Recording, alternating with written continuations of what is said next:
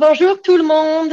Moi, je m'appelle Linda Witt. Je suis la présidente de la Fédération des Alliances françaises USA. So, bienvenue to everyone today. I'm going to make a few opening statements in English pour que tout le monde puisse comprendre. And then after that, we're going to passer en français avec Eileen et l'auteur à l'honneur aujourd'hui. Okay, so Melissa, why don't you go ahead and start our slide? So thank you so much. Okay, you are in the right place if you are expecting to meet with Scott Carpenter and Eileen. There are a few logistical messages that I'm gonna kind of try to go through a little bit slowly because our purpose here is to get allow everybody to get into the room and get settled. We are expecting probably well over 100 people today. Next slide, please, Melissa. While we are waiting for everybody, we wanted to tell you just a little bit about our upcoming events. The first one on the list here is André Nerman, and that will be en français, français pretty elevated, because he's going to be talking about Molière, and it's going to be wonderful. And then we have our National Conversation Group, which happens on a monthly basis. Then on March 13th, we have Oliver G. He's a favorite of the Alliance Française. He's going to come back and tell us about 5 new secrets of Paris. He shared some 5 other secrets with us several months ago, and now he's back to share 5 more. And he really does stump the audience. I think the last time we had several hundred people and only one person or 2 people even knew one of his secrets. And then we have a series as part of the Druckerman Cooper series, how the Le Pen family built and still is very impactful in the French far right. And then in March, we have the Plat du Jour with Susan Herman Loomis, who's an outstanding speaker and an author of many, many, many cookbooks. And she'll be zooming in from France. So to learn more about these events, you can visit your local chapter or you can visit afusa.org. Next slide, please, Melissa. Some logistical notes for today, just to keep everything pretty cool. We're asking you to stay on mute during the presentation. You are welcome to use the chat feature for submitting questions and answers. We suggest that you stay in speaker view. There's no reason to be looking at the gallery, and that way you can see very clearly what the speakers are saying. During screen shares like this one, just to point out, you can resize the images if you like. And then in the event of a rare technical issue, like you get booted out or we get booted off or something like that, it's never happened, not with these sessions, but if it does, then just wait a minute or 2 and then sign back on using the original Zoom link. And then finally, this event is being recorded. So if you're not comfortable with that, this would probably be a good time to leave. And then our total run time today will be an hour. We might run a little bit over, we'll see. And the next slide, please. Okay, now to our featured speakers. Scott Carpenter is, as we all know, an author. French Like Moi, a Midwesterner in Paris, is the work that we'll be talking about primarily today. He's also a professor, and as we'll find out, an excellent French speaker. He is the winner of the Mark Twain House Award, and we also have interviewing Scott today, Eileen Walford. She is the president of the Alliance Française of North Shore, Illinois, and she is also the president-elect of the National American Association Teachers of French. So merci to both of you for being with us today, and c'est à vous la parole. Ah, merci beaucoup alors. Je suis ravie d'être ici. Alors bonsoir Scott. Bonsoir Eileen. Voilà, merci beaucoup de nous offrir cette belle occasion de discuter de votre livre French Like Moi ce soir. C'est toujours un plaisir d'être avec l'Alliance française. Oui, tout à fait. C'est un livre plein de situations et de personnages qui offrent des perspectives justement sur la vie à Paris. Et tout est raconté par un Américain, ça c'est vous, bien sûr. Vous racontez vos aventures, vos découvertes et vos déceptions, puisque ça fait partie, n'est-ce pas? Tout à fait, oui. Et ça commence au moment où vous avez décidé d'acheter un appartement à Paris et d'y installer votre famille. Voilà. Alors, pour commencer, ça vous plairait peut-être de lire un passage de votre livre, surtout pour ceux qui assistent ce soir. au webinaire et qui n'ont pas encore lu le livre. Comme ça, ils vont pouvoir entrer dans le monde que vous avez créé dans votre livre. Voilà. Est-ce qu'il y a encore des personnes qui n'ont pas lu le livre? C'est incroyable. C'est scandaleux, c'est scandaleux. Oui, voilà, donc je vais faire quelques lectures. Je m'excuse d'avance parce que c'est vrai que donc, dans ce livre, nous parlons de frontières linguistiques et culturelles, et donc on en parle de façon explicite, et nous allons aussi donc les retrouver dans l'entretien de ce soir, dans la discussion, puisque les lectures sont majoritairement en anglais, avec quelques phrases de français, mais le livre est en anglais. Donc, quelques petits passages donc en anglais, dont ce premier, qui est le premier passage du livre, qui vient du chapitre qui s'appelle Murders in the Rue Bobillot. Et ça commence ainsi. To be honest, Madame C replied in French, the problem is the neighbors. They refuse to die. The comment set my tea gurgling down the wrong pipe. While I hacked and wheezed, our hostess pinched her brow with concern. Her sandy-haired partner, Patricia, tendered a napkin in case my insides came out. Ça va, Monsieur Carpenter? Ça va, I croaked, flapping my hand to keep her at bay. Repeating it seemed a good idea. Ça va, ça va. Anne, who'd been off inspecting the kitchen, returned to the living room for the chore of pounding her husband on the back. Madame C watched from the sofa, and Patricia added cubes of sugar to their tea. The mood was far from homicidal. This kind of situation occurred with distressing frequency in Paris. I'd start a conversation on one topic only to find it veering into another. When I squinted at the butcher's explanation about cutlets, the road would somehow fork off to plumbing. At the post office, I'd be learning about airmail options, only to feel the clerk had hairpinned to the subject of Etruscan pottery. Swerves like this generally meant I'd misunderstood some crucial word, had careened off the conversational cliff, and had gone airborne for an undetermined amount of time. So, when Madame C mentioned murder as the reason for selling her apartment, I recognized the floating sensation and braced for impact. Where, I wondered during the fall, had I gone wrong? After all, the verb mourir had definitely whizzed by, calling to mind the deathiness of mortgages and mortuaries. And I was pretty sure she'd said something about neighbors. Of course, there'd been a slew of other words too, some of them possibly significant. It's always hard to tell which parts of a foreign language are the engines and axles and which are the hood ornaments and air fresheners. Sometimes, if you play along, you can avoid a crash landing. So, why do you suppose that is? I said. I mean, why is it the neighbors won't? And here I made a rolling gesture with my hand, inviting Madame C to fill in the gap with a clarifying comment. She shrugged. It was inexplicable. Monsieur and Madame Potard were old and infirm, but they simply refused. You mean they refused to? My hand swirled. They refused to partir, she said, that is, to leave. Like to an old folks' home?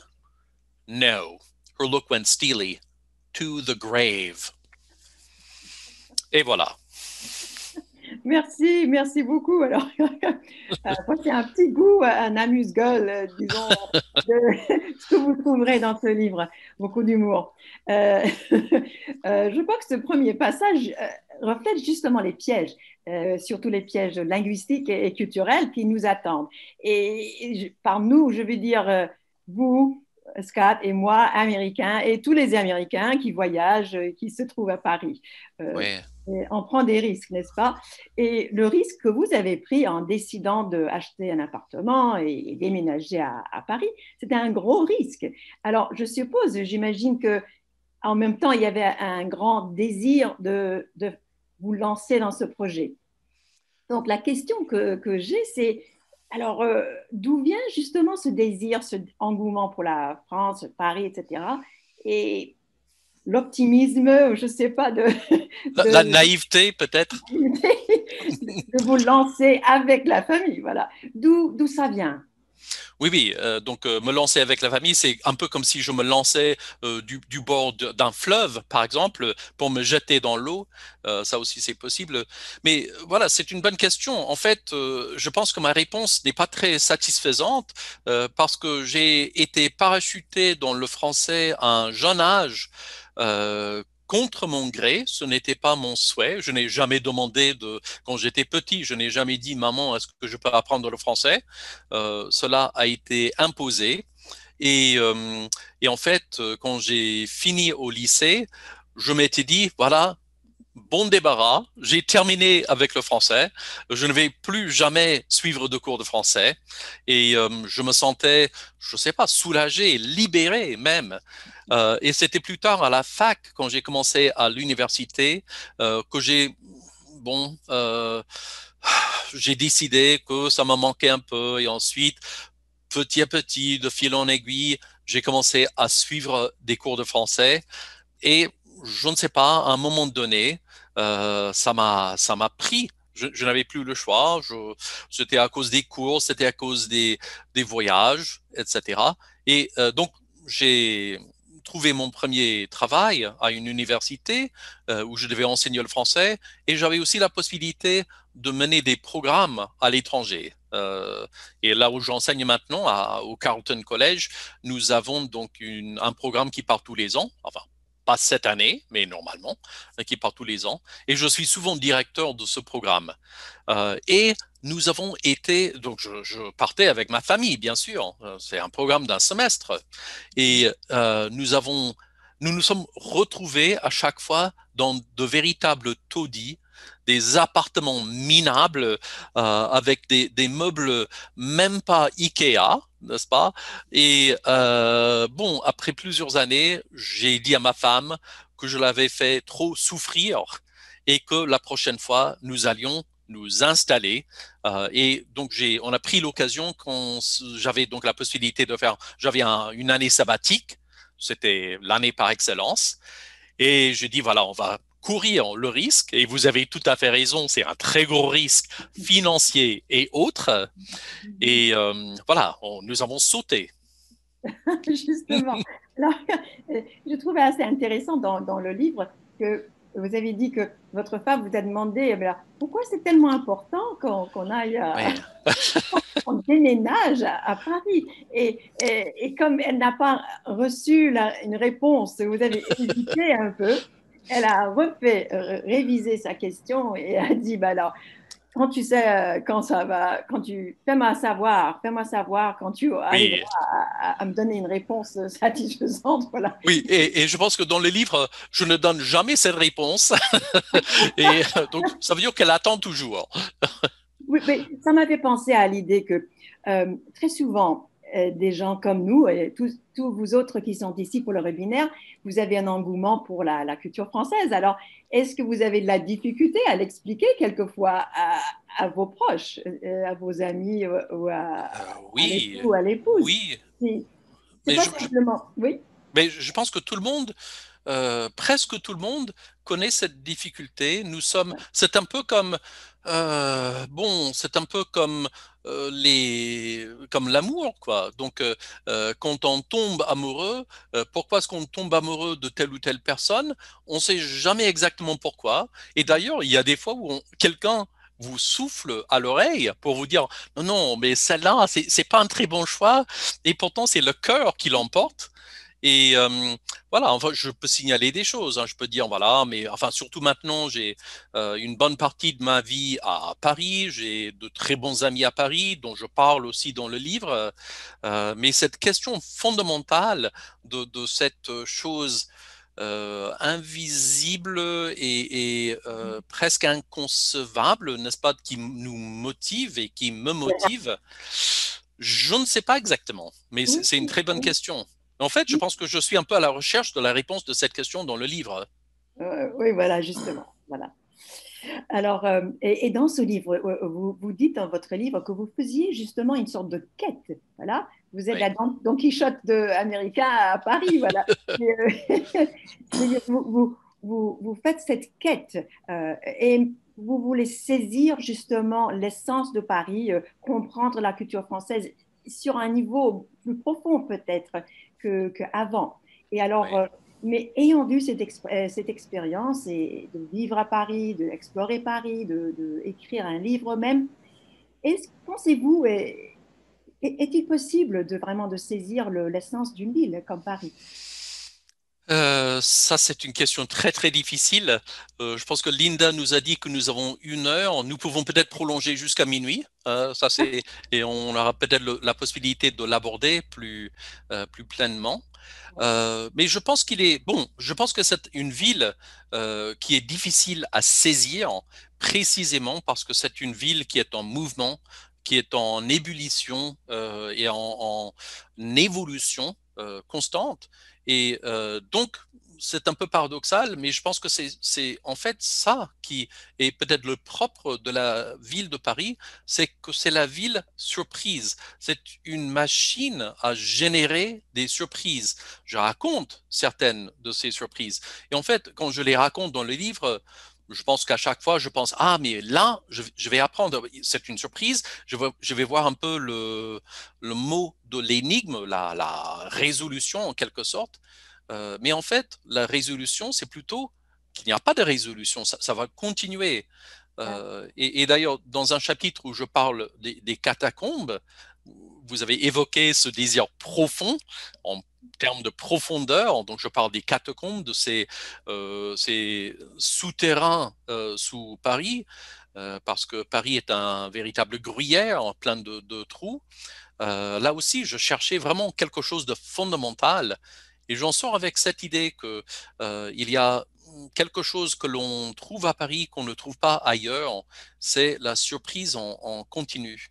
Voilà, justement. Donc, c'est un rêve irréalisable finalement, mais Ouais. c'est un processus. Voilà. Et j'allais vous demander aussi, et puisque c'est impossible de saisir complètement, est-ce que écrire le livre, ça vous faisait du bien? Hmm. Oui. Euh, oui, en fait, il y a deux parties de ma réponse. Donc, d'abord, donc ça nous oriente vers un peu la motivation pourquoi faire ce livre, n'est-ce pas? Et quel soulagement ou quelle solution est-ce que ça la propose à la fin? Et donc, dans un premier temps, j'avais cette impression que je voulais faire ce livre en partie à cause d'une expérience personnelle que j'ai eue il y a quelques années, où j'avais été engagé comme pas vraiment guide, mais accompagnateur d'un groupe de touristes américains dans le sud-ouest de la France. Et donc j'étais là juste pour accompagner, je traduisais un peu. Et c'était un voyage vraiment caricatural, en fait. Pendant 2 semaines, c'était un de ces séjours hyper organisés où la guide, elle soufflait à l'oreille du chauffeur, ah, il faut s'arrêter au prochain virage parce que c'est là où nous avons l'arrêt photo pour la vallée ou pour les canards ou on nous faisait voir des spectacles de danse qui n'existent que pour les touristes américains, etc. Et bon, je trouvais que c'était un peu lourd. Et l'avant-dernier jour, ils nous ont amenés à une ferme pour voir comment c'était dans le sud-ouest, donc le foie gras. C'était pour nous montrer comment on fait quand on fabrique le foie gras. Chacun sait que c'est un spectacle assez triste, ces pauvres bêtes, n'est-ce pas? On met un entonnoir dans le bec de l'animal et ensuite on verse des grains de maïs. C'est affreux. Mais c'était à ce moment-là que j'ai eu un petit déclic et je me suis dit, ah, mais c'est ce qu'ils nous font à nous depuis le début de cette visite. Ils nous gavent, c'est le gavage des oies, et pour nous, c'était le gavage avec les clichés et les stéréotypes. Et j'avais envie de sortir de là. Au retour à l'hôtel le même jour, les gens montaient pour ranger leurs affaires, leurs cartes postales, et du coup, il y avait des cris et des hurlements, parce que pendant notre absence à la ferme, l'hôtel avait été cambriolé. Il y avait des petits coffres-forts dans des chambres, quelqu'un avait arraché les coffres-forts, pris les portefeuilles, les passeports, l'argent, les bijoux, etc. L'hôtelier était là à se tirer les mains, les gendarmes sont arrivés, et moi, j'en ai raffolé. J'ai adoré cela, parce que c'était le moment où la réalité a fait irruption dans toute l'expérience.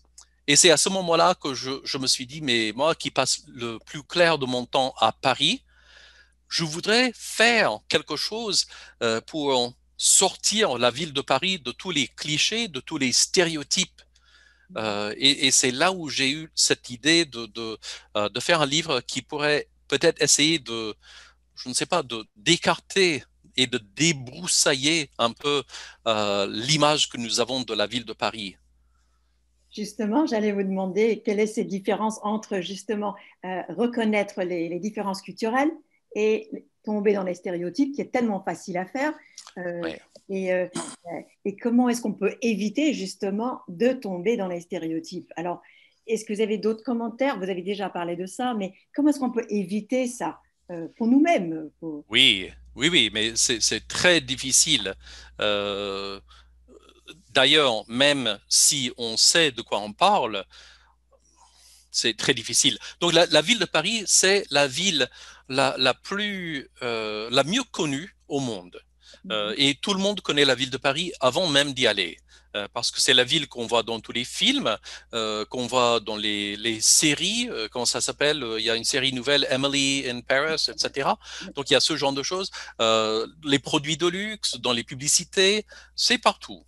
Et cela veut dire que les clichés et les stéréotypes sont des, des idées préfabriquées qui sont déjà là. Les gens, quand ils débarquent à Paris, ils ne se disent pas, mais bon, à quoi est-ce que ça ressemble? Ils se disent, où se trouve la tour Eiffel? Où se trouve la Joconde? Pour confirmer l'existence de ces choses. Donc, on peut essayer d'enlever ou d'alléger ces éléments, mais c'est très difficile et en fait, c'est aussi difficile pour moi-même. Même, je pense que je suis un, disons, un résident avisé à Paris, mais ça reste difficile. Et d'ailleurs, je raconte dans l'un des chapitres un moment où je tombe moi-même dans les stéréotypes. Je pourrais peut-être lire le passage. Oui, Si... bien sûr. Ouais, Oui. ouais. Donc, c'est au moment où nous nous sommes installés dans le quartier. Je commence à découvrir mes habitudes, je me sens à l'aise, je me sens chez moi en quelque sorte, ou je commence à me sentir chez moi. Et voici. Repetition forged relationships. The newspaper vendor knew what to ring up before I made it through the door. The bakery lady and I played a little game each day where she'd ask what I wanted as she reached for the object of my desire. The barber checked to make sure I wanted the same cut as last time. Even old Monsieur Potard, his unblinking eyes magnified by the glasses, sometimes uttered a greeting in the hallway. I'd finally broken through the social crust. The neighborhood was turning into my neighborhood. You could hear it in the way people greeted me. No dictionary can capture the endless permutations to which the word bonjour is subject. Now clipped and cold, now playful and filled with song, these two syllables can tell whole novels, the vowels alone containing 1,000 shades of meaning. I was getting the whole symphony. Yes, Paris changes. The proof was that the neighborhood had absorbed me. I celebrated this victory one day with a long stroll across my territory, all the way through Chinatown, coming out close to the ring road where I stopped in a cafe for a beer. It was twilight when I headed home, one of those cloudless evenings when the breeze is hot but dry. The sky had gone purple, a few of the bolder stars already glinting. The universe stretched overhead, heavenly bodies bound by invisible strands, like the woof and weave that envelop us all. It was one of those moments when you feel you are part of a vast communion of souls. I passed a young woman on the street, and out of nowhere she uttered bonsoir. Not the impersonal shopkeeper version, but something more fragrant and familiar. We're all in this together, her tone said. We are human beings on a common adventure. I walked now with a lighter step. Two people, sometimes the heavens aligned, things could fit. Two people crossing paths on a sidewalk in a huge city could sense their shared humanity, the fleeting pleasure of intersecting lives. Bonsoir, another woman called from the darkness. It was catching. I glanced back, and as we exchanged a smile, I sang bonsoir, infusing the words with emotion. You are fresh and beautiful, my greeting communicated. In another life, who knows what might have been. The moment was rife with possibility, and its passing would remain with both of us forever. Bonsoir, a third voice rang out as I danced ahead. This girl was heavier. She wore a leather skirt, and her fishnet stockings led to stiletto heels. Then I understood, and my shoulders rounded. As night fell, the prostitutes had slunk out like cats. Oui, ça je trouve très poignant puisque on attend vraiment arriver à un moment où N'est-ce pas? Oui. Et puis, donc c'est le genre de choses qui arrivent tout le temps. Dès qu'on essaie de démanteler et de démonter un cliché, il revient. Et donc, il y a des choses, voilà, je pense qu'elle a beaucoup de mal à triompher du pouvoir des clichés, des stéréotypes. La ville de Paris, la ville la plus romantique au monde, la plus belle, la plus ceci, la plus cela. Et bon, c'est un peu vrai, pas tout le temps, mais un peu. Ouais, ouais. Si on revient vers cette question de motivation, j'avais une question à vous poser. C'est-à-dire, un des plaisirs pour le lecteur ou la lectrice, un des plaisirs, c'est de vous suivre, voilà, de découvrir Paris. Voilà. Oui. Mais il y a un autre plaisir, je crois, qui est plus profond. Et c'est-à-dire, si on a visité Paris qu'une seule fois ou très souvent, ou on le connaît très bien, dans le livre, on se trouve, le plaisir de se trouver dans le livre, de se reconnaître, de dire « Ah oui, cette rue-là, je le connais, voilà Oui. » ou « J'ai visité ça » ou encore les pièges linguistiques « Oh, je me suis trouvée dans cette situation, j'ai dit une bêtise » sans le savoir, voilà. Donc, c'est ce plaisir qui est une valeur ajoutée, si vous voulez. Et alors, je me demandais si vous faisiez ça exprès, c'est-à-dire, est-ce que vous l'avez écrit plutôt pour un public qui pourrait se retrouver dans votre livre, ou c'était plutôt, comme vous avez dit avant, à un certain moment, c'était plutôt une œuvre personnelle pour Oui, garder voilà. les traces de vos expériences, voilà. Très, très belle question. Et donc, je pense que la réponse est double. Donc, il y a la partie que j'ai déjà donnée, l'idée que, bon, c'est vrai que c'est une expression personnelle. J'avais des choses à raconter, dont je voulais aussi garder la trace. Donc, mais bon, on peut aussi tenir un journal intime. On n'est pas obligé de le publier pour d'autres. Mais en fait, je m'étais dit que j'avais cette mission. Je me suis fixé sur l'idée de partager certaines expériences avec le public, avec un public plus général, dans un premier temps pour démystifier la ville, parce que, bon, il y a la mystification de la ville de Paris, et je pense que ça, c'est utile aussi. Il est possible de voir autre chose que les sites touristiques. Donc ça, c'était une partie de la mission, mais aussi de montrer toutes les bêtises humaines, toutes les petites erreurs, toutes les gaffes linguistiques et culturelles que l'on peut faire, même si on parle bien, même si on connaît la culture. En fait, à vrai dire, moi je fais aussi des gaffes en anglais. Et puis dans la culture américaine, je pense que je suis mal placé partout. Un ours mal léché, en quelque sorte. Mais c'est vrai qu'on est plus sensible quand on le fait dans un contexte différent. Quand on est dans le pays d'un autre, dans la culture d'un autre, on est très sensible quand on fait des erreurs. Et je voulais montrer aux gens, voilà, mais même si vous n'avez pas fait la même gaffe, vous avez fait d'autres gaffes. Et vous en ferez d'autres, moi j'en ferai d'autres aussi. Donc c'était un peu pour montrer cela. Et pour ce qui concerne cette reconnaissance dont vous avez parlé, donc on se retrouve dans la ville de Paris, je pense que oui, j'espère que les gens vont se retrouver, mais pas comme on se retrouve dans la plupart des films, où dans les films on se dit ah oui, mais moi aussi j'ai été à la place du Trocadéro en regardant la Tour Eiffel, etc. C'est plutôt ah oui, mais moi aussi j'ai été dans le métro qui était plutôt sale, avec donc des rats qui passaient. Ah oui, j'ai aussi gardé ce souvenir-là. Ou bien j'ai été dans des rues qui n'étaient pas trop élégantes. C'est pour montrer des aspects de la ville de Paris que les gens ont tendance à ne pas voir, même si quand on les voit, parce qu'on traverse la ville de Paris, mais on essaie de garder le souvenir des choses plus belles et plus élégantes. Mais en fait, la vraie vie, en quelque sorte, se trouve dans ces autres endroits. Et je voulais rappeler aux gens, ah oui, il y a cela. Vous l'avez vu aussi. Peut-être pas telle ou telle rue, telle ou telle place, mais des choses similaires. C'était le souhait que j'avais de partager cette expérience avec d'autres.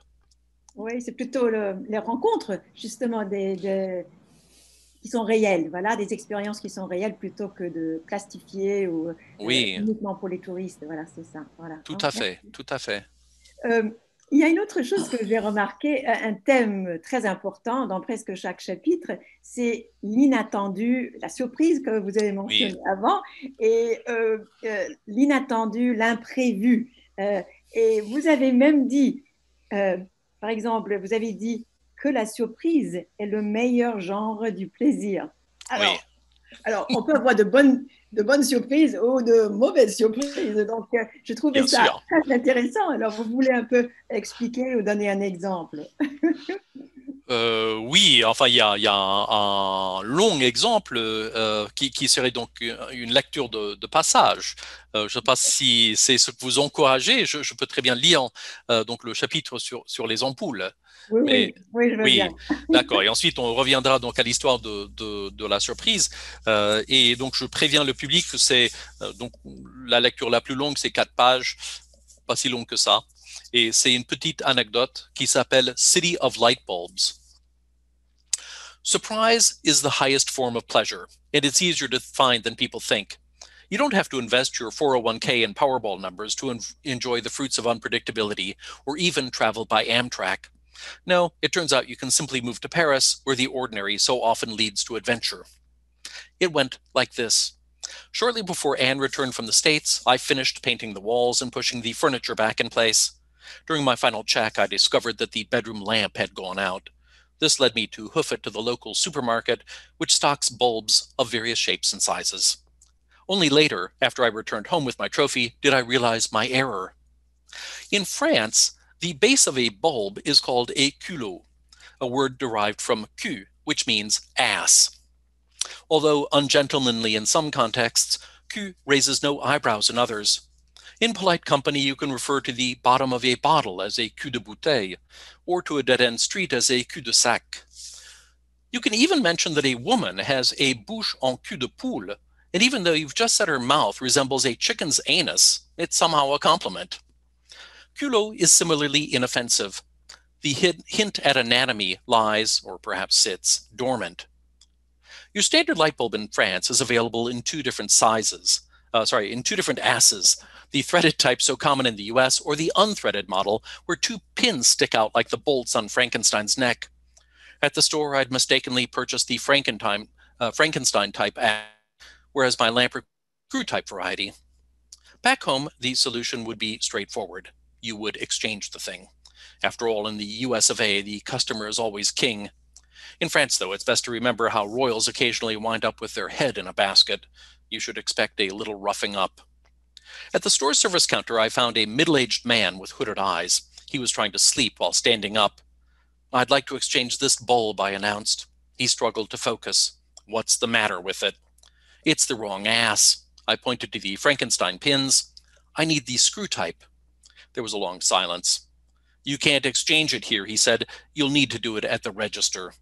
He seemed rather pleased with himself. Nothing if not obedient, I navigated through the aisles, pausing to pick up the screw ass bulb I needed. Soon I had joined the line at the checkout. Because the register I'd selected gives right of way to pregnant women and invalids, both of whom are abundant in my neighborhood, I had time to reflect. In the States, returning merchandise is not just easy, it is a birthright. Exchanging a purchased article for a different color or size is pretty much expected. Since you can always trade things in later, Americans don't even try to get it right the first time. Usually, you can choose to swap your goods for a different product altogether, or even reverse the charges, backing out as boldly as you might, say, from the Paris Accords or NATO. If there are limits to this principle, I have not encountered them. My mother recently returned a set of dishes despite having used them for 5 years. Even though she possessed no sales slip or original packaging, and the store could find no record of the sale, they issued her a full refund. Only later did she happen upon the missing receipt. Turns out she'd purchased the stuff elsewhere. So it goes. Back at the grocery store, it was my turn at the register. The cashier was a large woman shaped much like a pyramid and nearly as expressionless. I produced the bulb along with its receipt. "What's that?" she said. "I need to exchange it. It has the wrong ass." I held up the screw-ass version I wished to replace it with. She sat motionless. People behind me were getting antsy. At any moment, a pregnant invalid might show up and butt in. "You can't do that here," she said finally. "You'll have to take it to the service counter." As a kid, I'd found myself in more games of keep-away than I cared to admit, so I saw how this would unfold. They'd send me back and forth till I ran home in tears. "I have already been to the service counter," I declared. "They sent me to you." The pyramid gritted her teeth. Behind her darkening brow, steam collected. "Saeed," she bellowed, "Saeed." The man with hooded eyes lumbered forward and a discussion ensued. 2 other cashiers joined the fun. What to do? Was such an exchange allowed? How was it to be handled? Who was authorized to reverse a charge? None of the employees had ever seen it done before. I traveled from register to register as various cashiers took a run at this feat, the way Olympic hopefuls try again and again to land a triple axel. Eventually, a manager was found. He straightened his cuffs, and after 20 minutes of negotiation, a swap was arranged between 2 bulbs of equal wattage and value. On my way home, I pondered my lesson. In the States, if you don't like one light bulb, you trade it in for another, as easily as if it were a car, a spouse, or a pair of socks. In France, no matter what bed you've made for yourself, they expect you to lie in it. Whether you're talking education, careers, friends, or home accessories, there are few take-backs. Today's small adventure had revealed the cornerstone of life in France, its base, its very cul. By then, I had returned, and I screwed my trophy into the lamp. With a flourish of satisfaction, I flicked the switch. Twice. 3 times. A brief inspection revealed the cause of all my ills. I'd left the cord unplugged after moving the furniture. I didn't need that bulb after all. I considered returning it.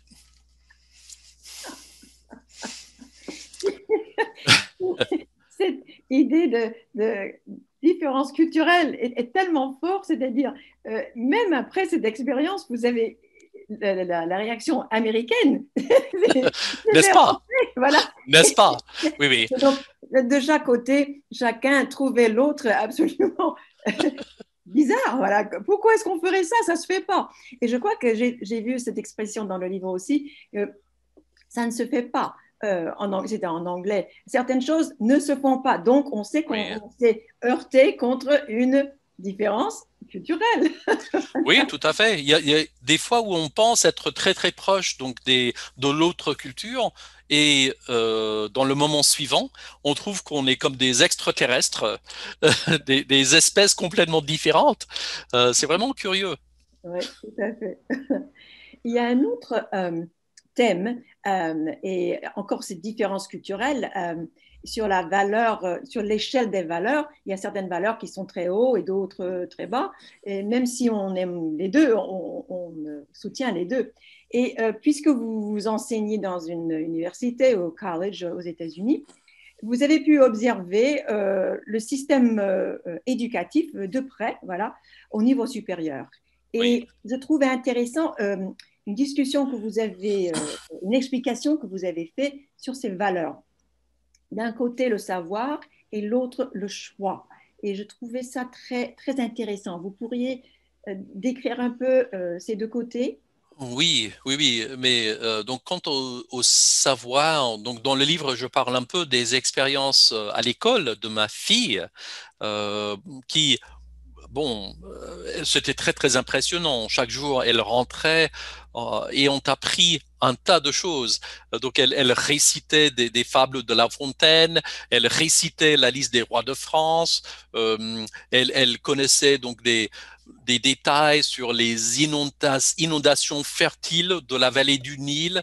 Mais en fait, c'était bizarre, elle apprenait des choses. Alors que moi, à l'école, peut-être que j'ai tout oublié, mais j'ai pas appris grand-chose et en fait, je n'avais pas l'impression d'être vraiment poussé à l'école. Alors qu'en France, on pousse. Mais on pousse vers quoi? On pousse vers quoi? Et donc, je parle un peu de la différence entre les systèmes éducatifs et différentes conceptions du savoir, en fait, entre la France et les États-Unis.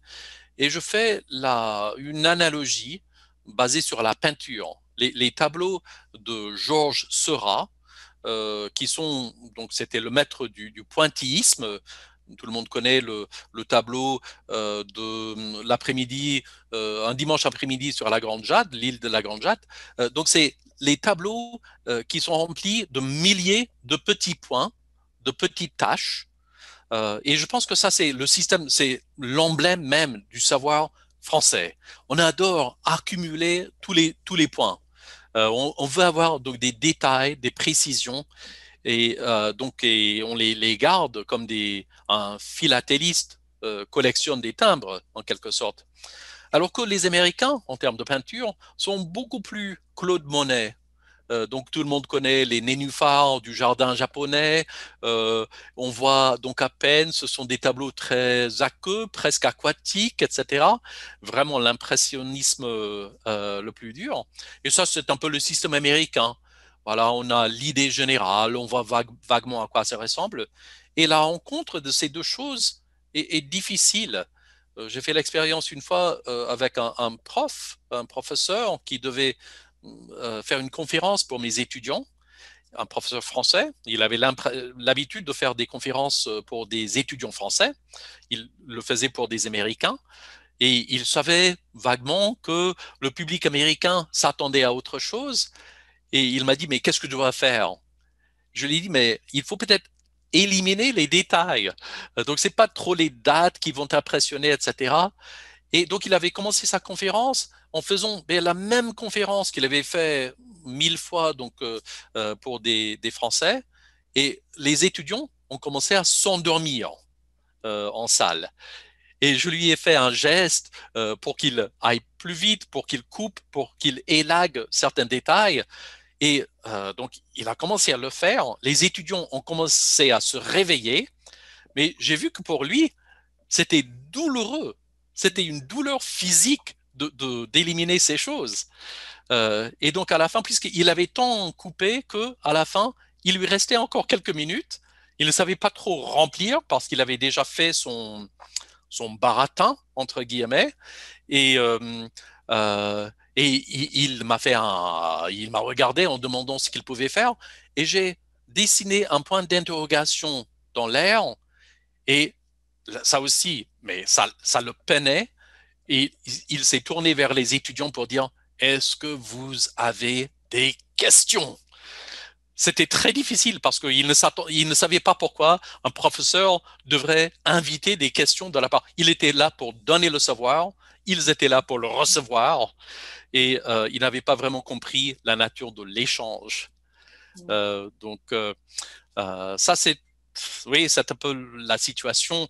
Et vous avez aussi évoqué la question du choix parce que ça correspond aussi au système éducatif où les choix sont en général très limités. Les gens choisissent très très tôt, très jeunes, quelle sera leur filière et en quelque sorte leur destin dans la vie. C'est étonnant, mais ça se trouve partout dans la vie française, dans la culture française, où les choix sont assez limités. Alors que nous savons que les Américains adorent le choix, c'est le pays de la liberté individuelle. Je sais que nous avons très peu de temps, mais je vais juste peut-être terminer sur un petit passage concernant le choix. C'est juste 2 paragraphes. Americans have a hard time giving up their choices. I'd noticed this before when taking visitors out to the brasserie close to the apartment. What kind of fries do they have? My brother-in-law once asked as he scowled through the menu. He expected a choice between curly fries, steak fries, waffle fries, crinkle fries, and I don't know, maybe even onion rings. Just fries, I told him. You know, the regular ones. When we got to salad dressing, I didn't have the heart to confess there was only one. Instead, I agreed to order him the French version of Thousand Island. Luckily, he was on his 3rd beer by the time the evidence appeared before him. I used to be like that too, but spending so much time in France has made me soft. The little organ in charge of choosing has atrophied. Now, when I'm in the States, I tire of playing 20 questions every time I have a meal, and my personal vision of hell resembles a Subway restaurant where a teenager with sniffles stands behind an infinitely long counter. The demon starts his torture with an initial question. What kind of bread? ça, ça pose aussi le problème que quand on s'est immergé dans une autre culture et on revient dans le nôtre, Oui, c'est un choc dans un sens et un choc dans l'autre. Je vois les têtes qui hochent. Ça veut dire que c'est une expérience universelle qu'on partage, nous. oui, mais c'est comme les langues étrangères, on finit par ne plus parler aucune langue correctement et on ne vit plus aucune culture correctement, en quelque sorte. Voilà, justement, voilà. Alors, vous avez commencé cette aventure en achetant un appartement et en installant votre famille. Alors, est-ce que l'aventure, ça continue? Est-ce qu'il va y avoir un autre livre basé sur les expériences personnelles? Oui, c'est une très bonne question. Donc, je ne sais pas encore. Donc, pour l'instant, je travaille sur un roman qui ne se passe pas en France, mais donc il a été question d'envisager un French Like Moi encore. Donc, tout est possible. Bon, dans une autre région, une autre, voilà. Oui. Ouais. Alors, on attend impatiemment. Alors, mais je vois l'heure qu'il est et malheureusement, pour nous, c'est le moment de nous arrêter et de vous remercier justement de partager avec nous ces perspectives vraiment personnelles et très réfléchies et qui s'inspirent de la réalité, de la vraie vie à Paris, comme vous avez dit. Vous l'avez capté, ça c'est sûr, dans le livre. Et alors, merci beaucoup de cette soirée et conversation. Merci beaucoup. Merci beaucoup, Aileen. Et puis, donc, on va voir si Melissa et Linda ont trouvé des questions dans le chat pour Ah oui, prolonger la chose. Oui. oui, oui, oui, bien sûr. Donc, Mélissa, vous avez posé une question, vous voulez le lire? Oui, c'était posé par quelqu'un d'autre. Oh, ok, d'accord. On dit que Northfield est le Paris du Minnesota.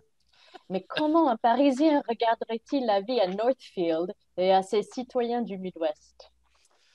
Oui, donc surtout, je pense que le citoyen, donc le Parisien qui débarquerait donc à Northfield en ce moment serait peut-être un peu choqué par la neige, donc qui recouvre la totalité de la ville et du campus.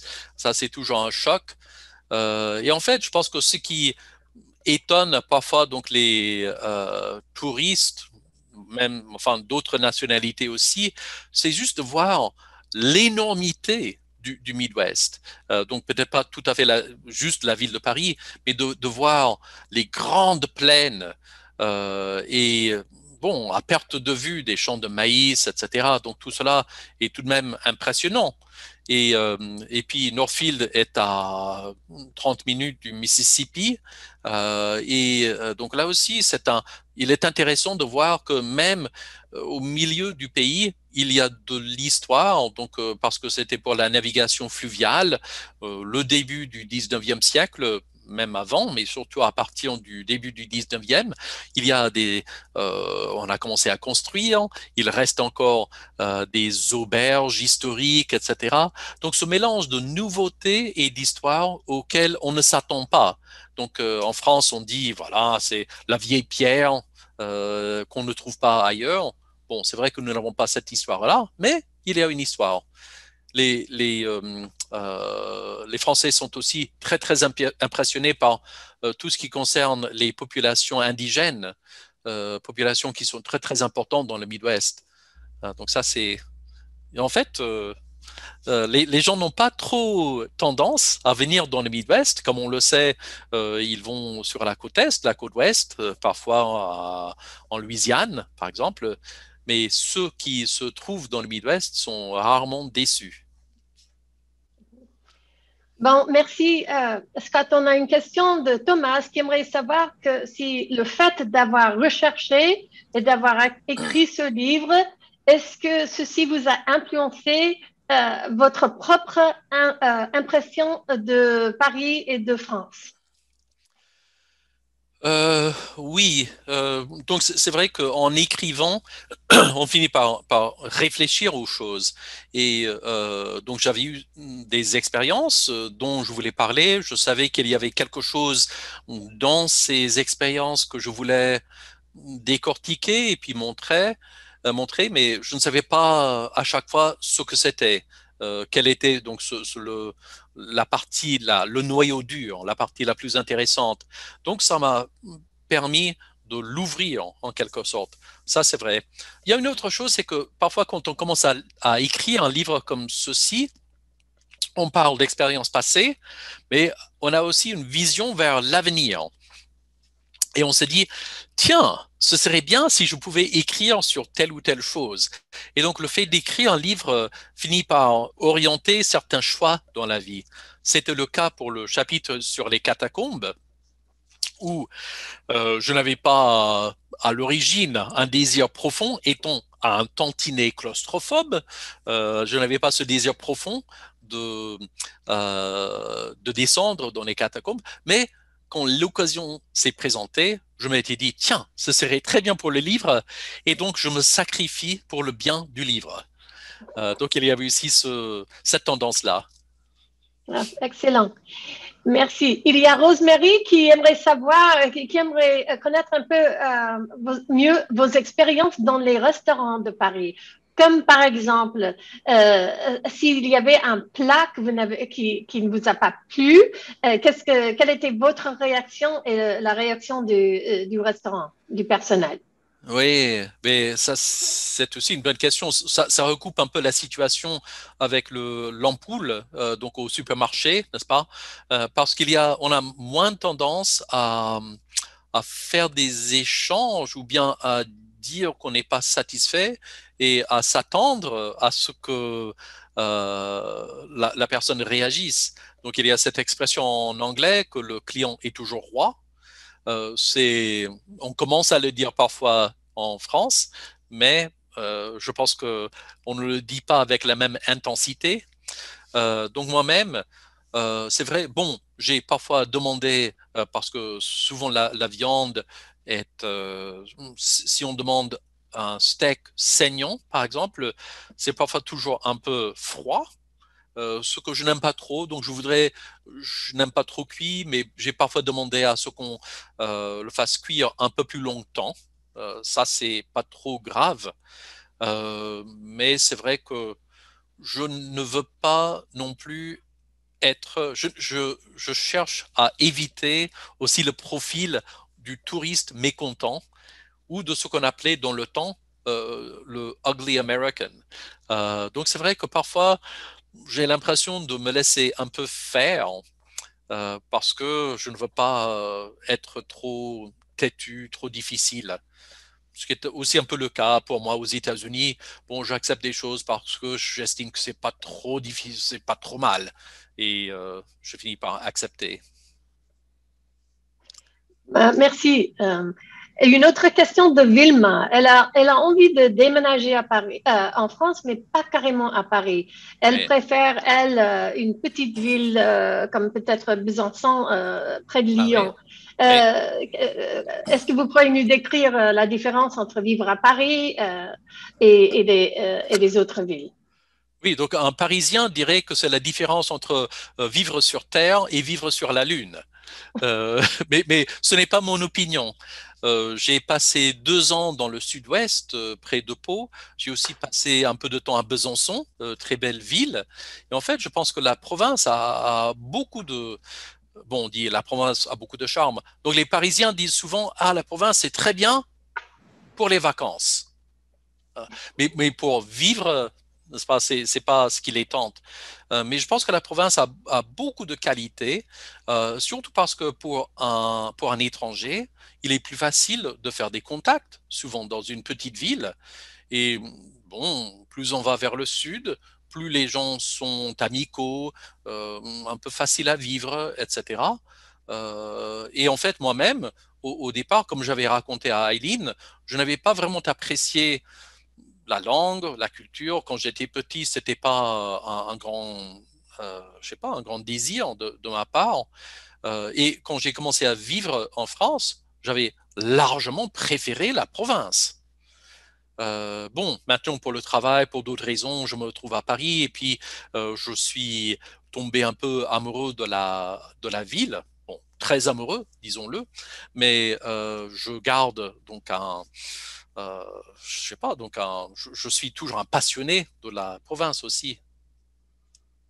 Oh, excellent, merci. Marie avait une très bonne question spécifique, on peut dire. quelles sont les 3 choses que vous avez aimées à Paris et que vous n'avez pas, que vous ne trouvez pas à Northfield? Waouh! Seulement 3? Oui. Oui, bon, c'est difficile. Je dois dire que donc pour moi, quand je voyage, je ne m'intéresse pas, je ne m'intéresse pas beaucoup aux bâtiments. Enfin, un peu. Je m'intéresse à l'architecture. Je peux très bien aller dans un musée. J'aime les musées comme tout le monde. Je ne voudrais pas vivre dans un musée. Mais pour moi, le plus important, c'est les gens. Donc les gens que je connais. Et donc j'ai une bonne partie de ma vie privée, sociale en France. Et ce que je n'ai pas à Northfield, c'est mes amis français. Ce que je n'ai pas en France, ce sont mes amis américains en général. Euh, et puis, bon, c'est aussi tout ce qui va avec cette amitié, n'est-ce pas? On parle de choses différentes, on vit différemment entre les 2 endroits et avec les autres amis. Mais bon, une chose très très précise, ce que je n'ai pas à Northfield, par exemple, c'est une cave à vin.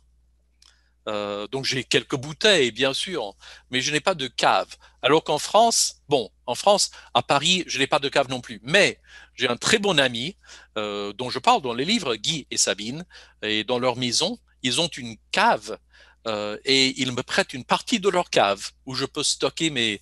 Donc je pars avec Guy chercher du vin et dans des vignobles et je les garde mes bouteilles là. Excellent. Une question de Stéphanie. Est-ce que vous avez trouvé difficile de faire des amis à Paris? Et si vous avez réussi à faire des amis, comment? Je les paye. Non, non, non. Bon, c'est souvent ce qu'on dit, n'est-ce pas? Bon, je pense que déjà, quand on n'est plus étudiant, quand on est jeune, les amitiés se font assez facilement. Avec l'âge, ça devient plus difficile. Et je dirais surtout en France ou en Europe de l'Ouest, d'une manière générale, les cercles sociaux sont assez étroits et un peu fermés. Et beaucoup de gens le disent qu'il est très difficile de pénétrer dans ces groupes d'amis. Donc ça, c'est vrai. D'autre part, il y a aussi cet avantage qu'une fois qu'on est dedans, on a beaucoup de mal à en sortir. On est un peu prisonnier pour la vie. Euh, donc, je pense qu'il faut rester vigilant, il faut continuer à pousser. Souvent, je pense que quand on est dans une ville, c'est très efficace d'adhérer, par exemple, à un club. Donc, il y a des clubs pour des activités sportives, pour la randonnée, pour la cueillette des champignons, pour toutes sortes de choses. Et là, c'est des gens du quartier, c'est les gens de l'arrondissement, c'est les gens d'autour, n'est-ce pas, qui vont adhérer à ces clubs. Et si on participe à ce genre d'activité, on prend le bus avec les gens, il y a un car qui va aller vers la forêt, ils vont faire la randonnée, etc. Et c'est en faisant des choses, en fait, que l'on se fait des amis. C'est pas juste en demandant, en croisant quelqu'un sur le trottoir, en disant est-ce que tu veux être mon ami? Je pense que ça marche rarement. Si ça marche, il faut se méfier. Pas. Mais si on peut trouver des activités auxquelles on peut participer, en général, ça marche bien. Excellent. Merci Scott, merci Eileen. Je crois qu'on est admirablement dans les temps, donc on va finir. Mais avant de finir, on va demander à tout le monde de remettre leur micro pour qu'on puisse tous applaudir comme ça nos intervenants. Encore merci à Eileen, Scott et Melissa. Merci beaucoup. Thanks.